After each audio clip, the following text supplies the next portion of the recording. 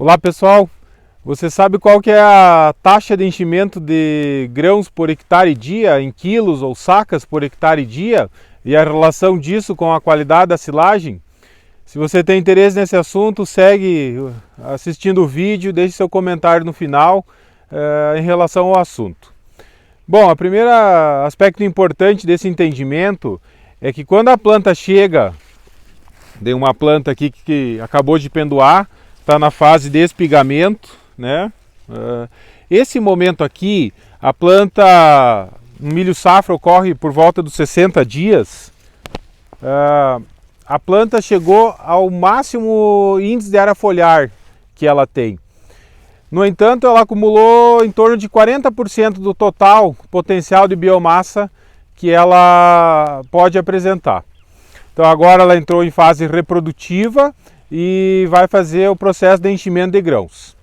Se a gente dividir um material de milho de RM, de emergência à maturação fisiológica de 130 dias, nós temos aproximadamente 70 dias que é essa fase de enchimento de grãos.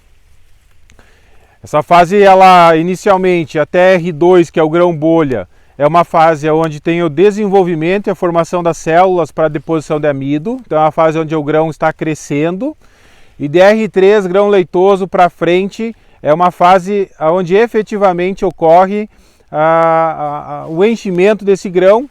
E depois vem uma fase de maturação fisiológica, né, e perda de umidade desse grão. Então, pessoal, se a gente considerar um milho safra, uma produtividade de 210 sacas por hectare e dividir por esse período de 70 dias, eu tenho uma taxa de enchimento de grão média nesse período 3 sacas por hectare dia. Tá? Em outras palavras, se eu errar em 10 dias o momento ideal do corte para ensilar o meu milho, eu posso estar deixando de recolher ou deixando de produzir 30 sacas por hectare. Por isso que o momento de definição do corte, que é, no meu ponto de vista, com 3/4 da linha do leite, é tão importante, né? Ainda, a gente deve considerar o teor de massa seca total da planta, né? E a silagem deve ser feita por volta de 33% a 35% de massa seca. Se a gente considerar um incremento de massa seca de meio ponto percentual, né, para mim sair de 30% para 35% de massa seca, são 10 dias. Tá? Lembrando que um milho safra em janeiro, esse incremento pode ser de 0 até 0,7 dia, e no milho safrinha como esse vai ser de 0,4, né, unidades percentuais por dia. Então isso me dá uma amplitude, uma janela de corte. Outro aspecto importante, se a gente considerar a diferença de 30% para 35% de massa seca, são 5 pontos percentuais aí, que na verdade, percentualmente falando, são quase 20% de diferença total. Em outras palavras, se eu considerar um milho safrinha como esse, 50 toneladas de massa seca, se eu considerar 30% de massa seca média, eu tenho 15 toneladas de massa seca por hectare. Se eu considerar agora 35%, eu tenho uma produtividade de 17,5 toneladas de massa seca por hectare. Sendo que boa parte dessas 2,5 toneladas a mais de massa seca produzida são em função da presença do grão. Tá? Porque nessas fases de R4 e R5, essa taxa pode ser até superior a 3 sacas por hectare dia. Então, pessoal, se você está terceirizando o processo de ensilagem, se o terceiro liga e quer adiantar o processo porque está sobrando tempo e o teu material está lá em final da R4, R5, início da linha do leite, tá? Explique essa situação para ele, não faça o processo de silagem, espere.